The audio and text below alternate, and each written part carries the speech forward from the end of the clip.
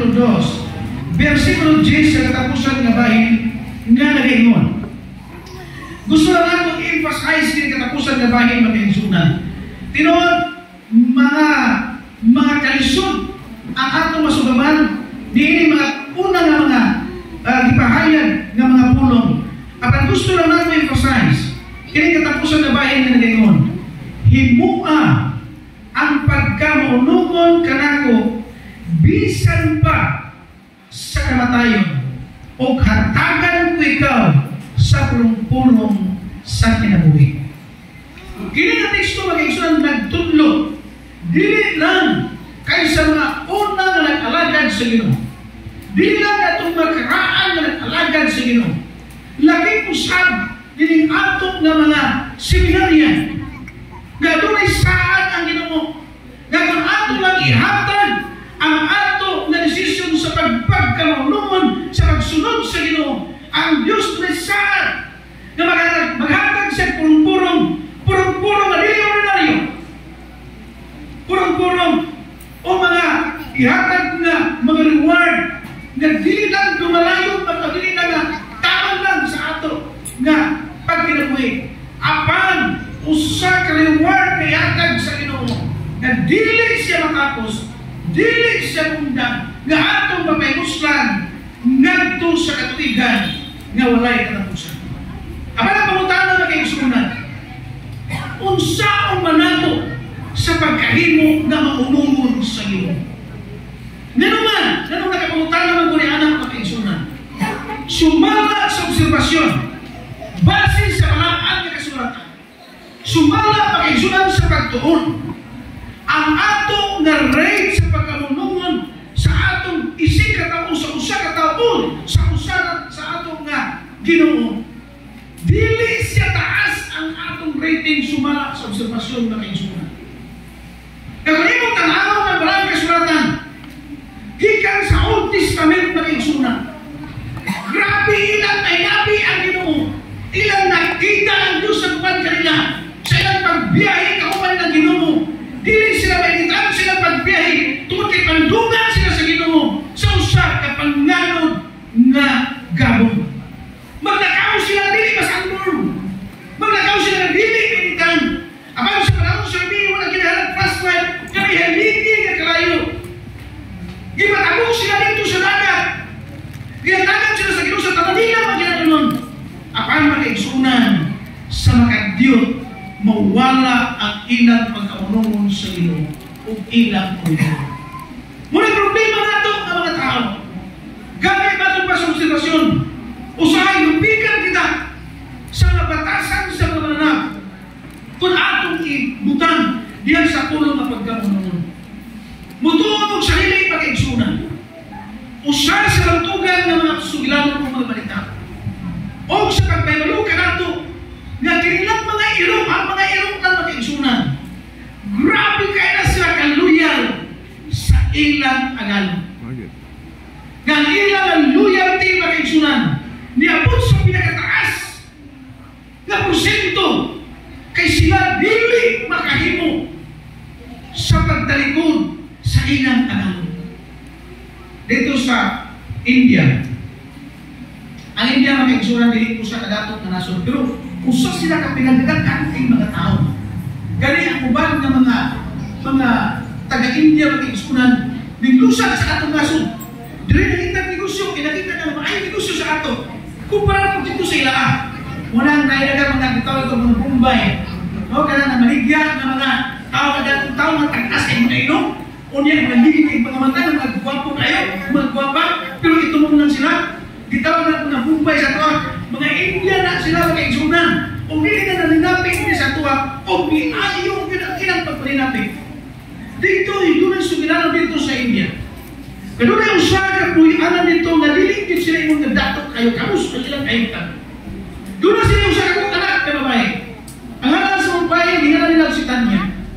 Apa nag-uhol ka, ayaw ang iyang mga na. Kaya si Tanya lahi kung batasan sa mga bata na ilan na nakita pagkaigsunan. Kaya si Tanya, usaran hon ng klase o batasan ng pagkabata. O sino yung kasagot ng usaran hon? Dili sa kusog na ay kauman. Dili sa kanahan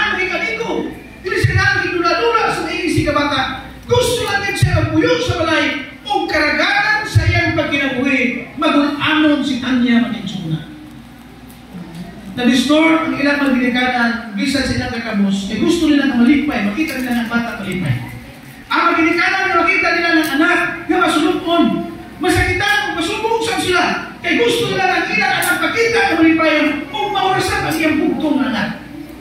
Nag-consider ang mga ginikanan na sa birthday ni Tanya, mag-celebrate sila sa wala sila maanak o gawa pa sila nakang sarati.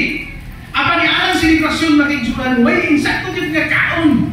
Apa gatagan nila gift na usa ka irok makiksulan. Usa ka itoy nga gihatag kaniya. Nalipay kay si Tanya ni nana sa ikauban o ang irok buutan kaayo o hindi ka sinabot. Magkauban niya sa pagkaon, magkauban niya sa pagtulog o ikinahanglan ang irok iya mong isunoy. Sa pagsunoy niya sa ito'y magigsunan. Ang mga bata ang nakita sa ito'y malipay, ipagkalindot kayo sa mong iro. Ang yan kayo siya sa iyang urbas ang lawas, kay hybrid man siya ng klase ng iro. O nalipay kayo si Tanya na mga bata na nag-appreciate sa iro. Kaya nabutang bitaw natin magigsunan, may kunay ma-appreciate, o sa tumatiyon, malipay sa bata. Niyan na magigsunan. Nakita sa ginikanan na nausap ang panlantaw ni Tanya na magaling na siya sa iyang mga kaisig na bata kaya mag-uban naman sila nga magdula-dula kauban sa iro. Biyabot ang panahon nga ang iro makiksunan. Dili na mauban ni Tanya sa tanan na panahon. Kaya kung naana siya barkada, may muna sa Tanya sa iro, lihat lang nga, ayaw maglagaw. Ang mayroon niya lang magpabiling, magpaabot o human-hula si Tanya, pag human o gabing na kaayo, mag-uban sila pauli, mag-igsunan sa ilang balay. Nakuhaan ang oras nilang duha na sila mag-uban unta sa tanan kayo. Sobra pa yun yung pagkitaho. Niabot ang trahedya sa mga panimalay na nag-resort na sila. Wala sila ikong na pagkaon o mag-resort na sila pagpagkaon sa mga iro. Ni-decide ang ginikanan na mulangyaw. Kaya muna ni-style ni ay mag-igsunan sa mga Indian. Mulangyaw sila. Tibuok na panimalay. Mulangyaw sila. O dito mangita o panipalad asa ng angat ang ilang kinamuli. Sa ilang paglalim, di pwede nila manong ang mga ilo. Tulad kayo mag-isog sila magpakaon sa mga ilo. Sa liya na biyahe na sila mag-igsunan, mugika na sila. Giniginan lang yung muro. Pagbilin na kanili. O ayaw pag-uban. Mag-igsunan iro. Nakasabot ko ba? Nakasabot ka ng iro gusto niya. Nakasabot. Galingkot o masulog kung kayang dalawa. Nani-iro mag-igsunan nga gitawag na mo siya sipat. Bumutan kayo ng sipat. Kaya nga naman, muiskapo sa among balay.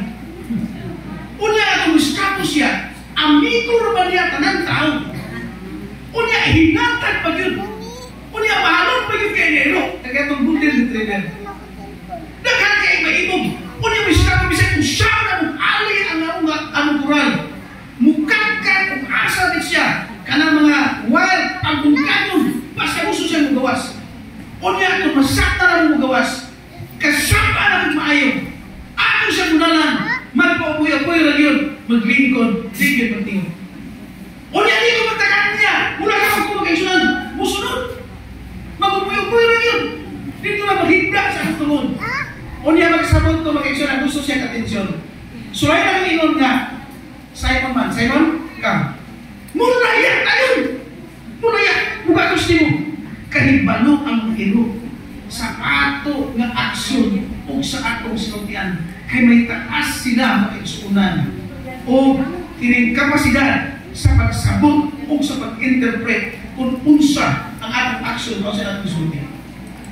Pinay suglanon, layo na sila, nabiyaan mo ito.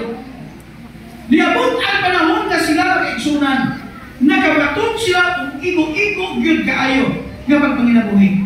O nagdesider sila nga bisita, diin sila nagpalay kaniadto, naguyok kaniadto. O dinundon sila, namumusta po base na apatoy ng ino. Ang inyong pag-abot ng igsunan. Dito sa mong nimutangan, di nagibiyaan ng iro. Tuwa ang iro dito mga igsunan. Masakit o na, o o maglisod na siya sa pagtindog.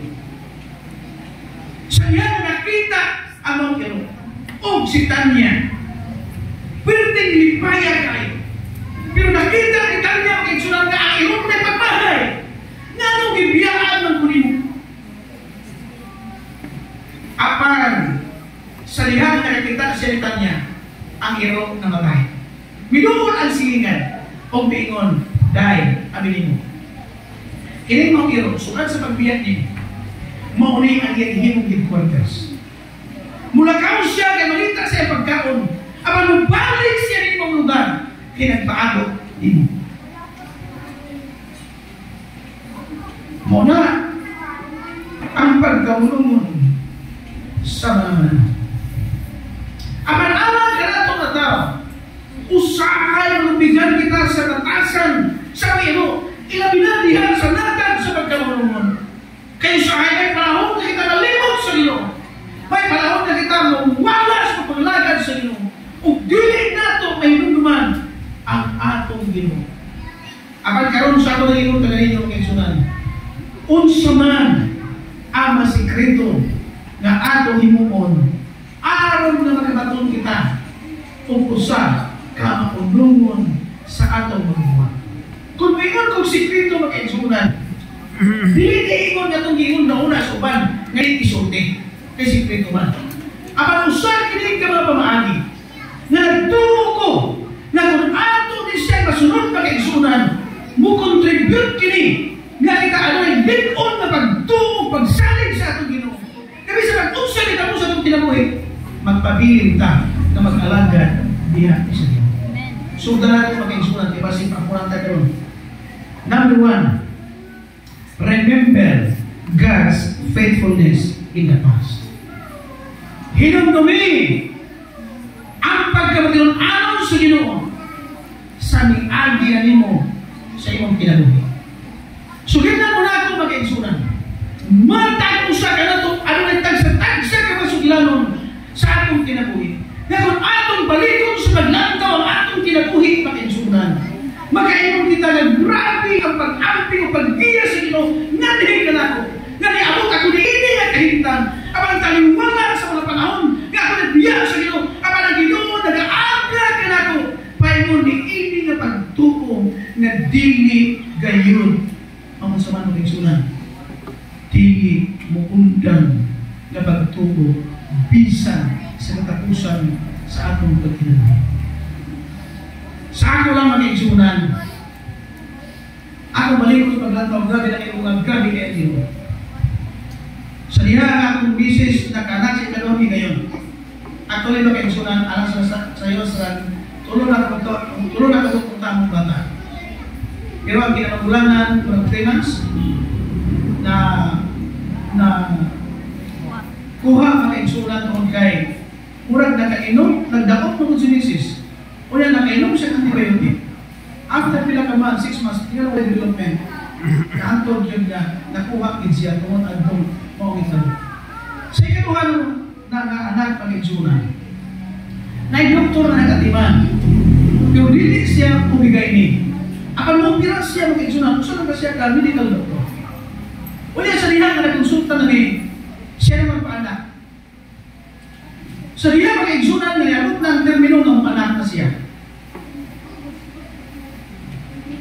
Ningon ang doktor nga, muli sa kukay, para bugay-bugay ko makinig. So naulit ang doktor na tulong silang balay. Saan na ako? Sa mga grabe nito, utong-utong, grabe yung gano'n. Eh, saan ko kayo, gusto mo anak normal kayo. Lisod mag-igsunan o magsisakyan ni. Ang mga thesis, niya itong panahon na. Kaya ang amo nga madawat na stipend, maglisod ka mo itong 800 kaya manidaksyonan pa sa kaliksyon. Ang akong kitigong-tigong siya pagpuros pag-igsunan kakwarta 6,000 na yun grabe nga tigong na ito. Apan sa liha nga mong anak na yan nabuntagan kaya pa ng hapon nagabiin nagbuntag pagkabuntag reklaro ng usawa din siya ka Dok, wala kang puso kung di ka mo kamarong ito. Overdue na ang bata pag-igsunan. Nag-decide na isisaryan. Mo hinugdan mag-igsunan nga yung sisaryan. Kuratan ko kay ang sisaryan kay ato mag-igsunan. 60, dili ko minus o 60,000. Unya, 6,000 na ang kwarta. Pag unang resita sa doktor, makaigsunan na lagi pamalit na usap nito. Ang 6,000 ako isuyot. Wa pa nakita operasyon. Okay, upira lagi daan. Pag sa'yo makaigsunan, pahuman yun. Ang bata ka na overjuman, ipaabot ng 24 hours. Ang sugat pag-inject sa antibiotic na ito kaniya. Kaya napwiso na siya sa iyang pag-standby dugay dito sa tiyan. Luhol kay patang taon. Gamay pa kayo sa tanan. Ipaabot ka ng oras. O niya isudan. Katulong sa usok at law sa indiksyonan. Tuyo! Gika dini, palit na. Basta kayo. Bisag asa lang. Pwede lagi mo. Ako na lang ang injection na ito. Hindi maging pwede. Grabe mag-exuna. Pag-bail pa, niabot na o sinta ka pen. Nagagasto na yung 6,000. Pero na mag-yung 6 sinta ka pen. Nagatubangan niya sa mga asawa. So, natin pagawas niya. Yung kadagawas. Wah, makikwarta. Grabe kayong giya sa ino. Sige na may gigo na yun. At kung natin mong magulang, kung maulo, masagot. Gato lang ko yung magulang. Noy, hindi kagawas. O magdugay sa ospital, magtumuot ang anak. Ben, kung so may inyong matabang naman dito. Yung senador, at tuko na limang tagiya. Igna, nga mo issue at post-dated check sa amount na. Pagkat ko na ko nito, Dok, muna yung ako ay, muna yung style sa mga tao doon. Issue, post-dated check, pagkuman, wala na, hindi rin mo makita. Wala, hindi mo wala na. Ingon ko nga, Dok, kaya ko issue ano, Dok? Tagalog, Dok, mga kuwan, muli ng alam. Ba? Sige, dada ng check ito eh. Sabi ko na isunan. Utang kata ng check. Nagagawas ni post-dated check. Kala mo lang. Naalala ito, mamurot ng isunan. Sunod sa mga yung kakatutin siguro. Nagagawas ni. Daghan na may gayon sa liyan at ministry. Makayon ko na. Grabe yun. Kung sama na naman pag-inamuhi karon. Maglisod ni. Namin anak. Mga gatas. Usama mo na mo. Mura na ang kandidat. May mga panahon mag-igsunan. Nga nagkapalit ng gatas. Ngayon sila ko. Dito sa kagayan. May gatas na sila ko. Ha? Barato ka ayaw mag-igsunan. Gatos ko naman gatas. Sinir. Tingnan. Basta ka na ay-mail. Okay na. Paano yung nata na mo sa ay-mail? Palita na. Gatas na siya. Tuwa sa sako. Kami. Tagal kayo. Lipay kayo. Tinong-tinong yun. Pero grabe mag-igsunan. Uban sa Ginoo. Mga tao, tama na mo. Daghan ka ayaw standby sa pulay. Balik ng pupil, buhit pa magina. Gikan sa Huwebes, Birnes, sa Lunes, na muli pa na matakaw, magtapong. Kung sa may ati, pagkaon na rin. Pagsalusalo, sususok, di pagkaon na rin. Pero grabe kayo Ginoo mo mag-igsunan. Dili ni mahutan. Mga utang, mga pagkaon, mga abot. Gitagaan ko kaalam sa Ginoo usaw na masurvive na mabatan kong kami. Ingon ko sa mga patanon, paghiring mo sa atong distrito o pag-alig mais. Kaya ang harvest na, di ka tanan. Apil ko mag-igsunan. Pastilan, kay grabe ko na yung mga tao di ay magkabalo na ay pastor. Urang doon na may mga inustisya. Di, tarong bahin. Huwag bahin na tarong.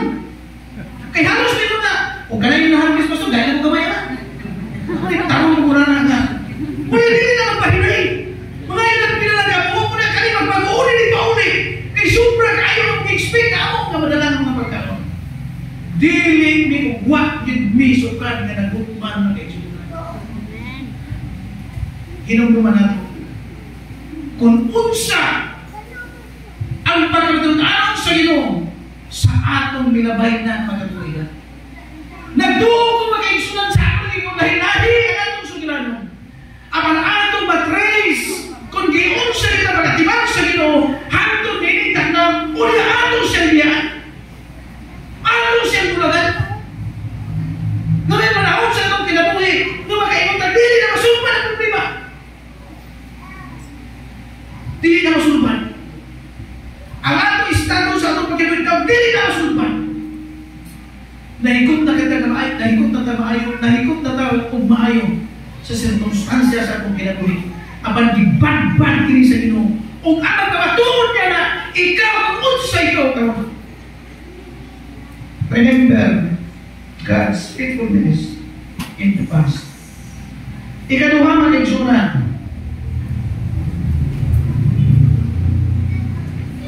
Be prepared for spiritual challenge. Dili kaya sa atong pagkinabuhi na igsunan. Usa sa mga tiniman-on o mga delikado kayo kay spiritual challenges. Muna na itamo sa mga Israelites. Kaya usahay ang ilang pagtungo mga igsunan. Sa panahon na sulayon din siya, mulit tira ang ilang pagbati o pagmarungon diyan sa iyo. Daghan ng mga pamaagi na maluya kita sa atong pagpangalagan sa atong Ginoo. Una, balatian. Ikaduha, kawadwa. Ikatulo, doon ay mga panahon mag-igsunan na sulayon kini atong relasyon. Na mo'y pinakabukat ay sa tanan. Na kung ang atong nagaling relasyon, ang atong nagaling ang garbo mo mo'y matandog mag-igsunan, daw mo bulit kini sa atong pagkamaunungon diha sa Ginoo nga maghimo kita sa pagdesisyon sa pag-withdraw sa atong pagpanalanggan diha sa Ginoo.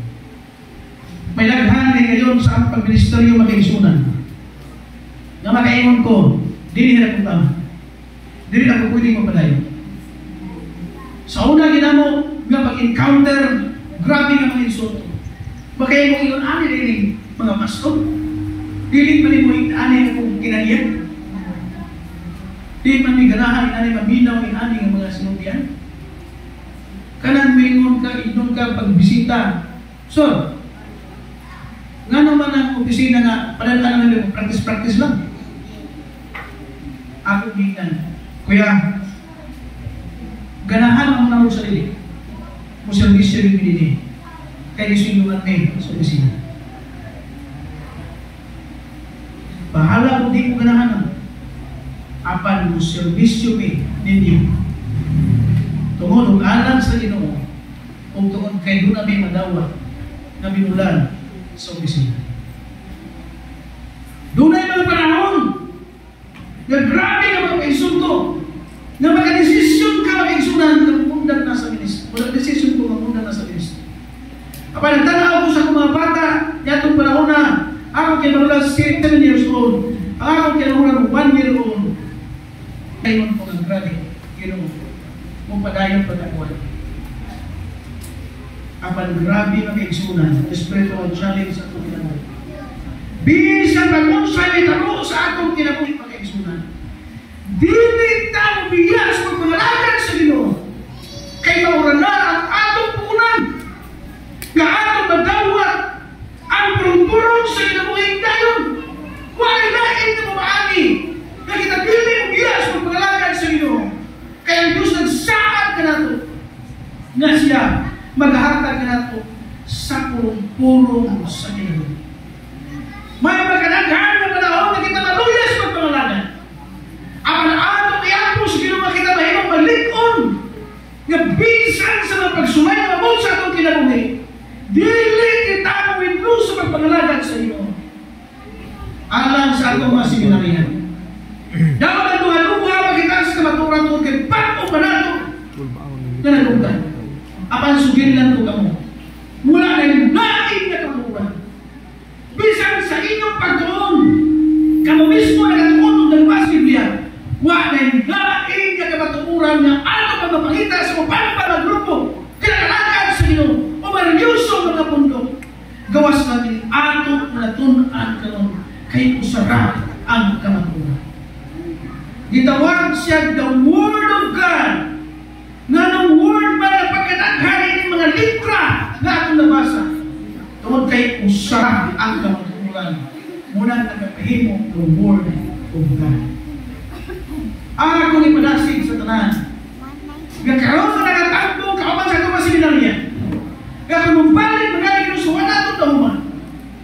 mahimo na kita mag-alagad o magaptagan sa Ginoo nga matulungan. Ikaw tulo ang kaigsunan.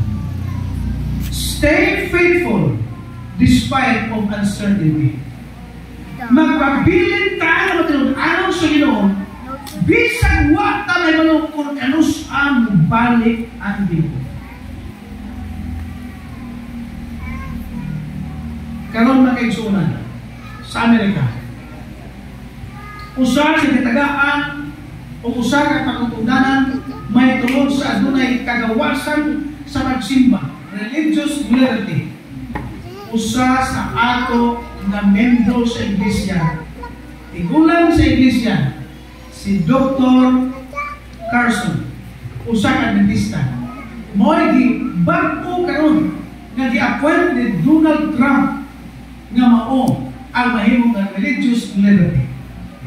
Sa karungan nga naman ng taatan, nga siya man ang ibutan niya ang dentista.